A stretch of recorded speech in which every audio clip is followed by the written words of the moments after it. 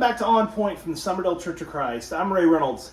We've been spending some time this month going through a reading of the New Testament. Yesterday, as a congregation, we challenged ourselves to try to read Matthew 1 through 8, and today we come to chapter 9 through chapter 16, and there's a lot of great information in these sections of Scripture.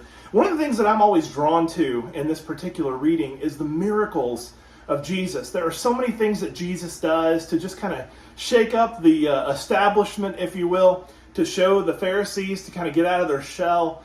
We see him interacting with John the Baptizer previous to this, and now John will pass and his disciples will then come to Jesus. And so Jesus is doing all these great miracles, and he actually encourages John's disciples by saying, hey, these are the things that you see. Go back and tell John, if you think I'm the Messiah, these things ought to convince you that I am.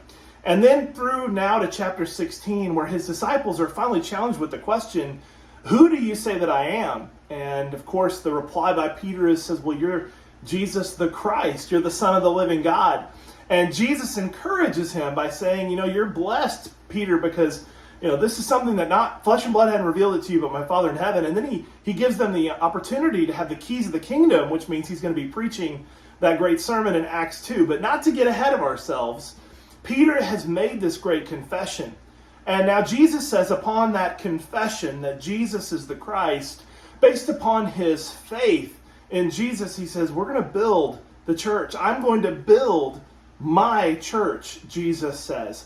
And we'll know more about that significance when we get into the book of Acts. But the goal is to challenge and encourage Peter to keep having such boldness, to speak before men that Jesus is the Son of God. And so as we continue our study tomorrow, we'll move into chapter 17. We'll see the transfiguration of Jesus and some of those things that lead up to the Passion Week.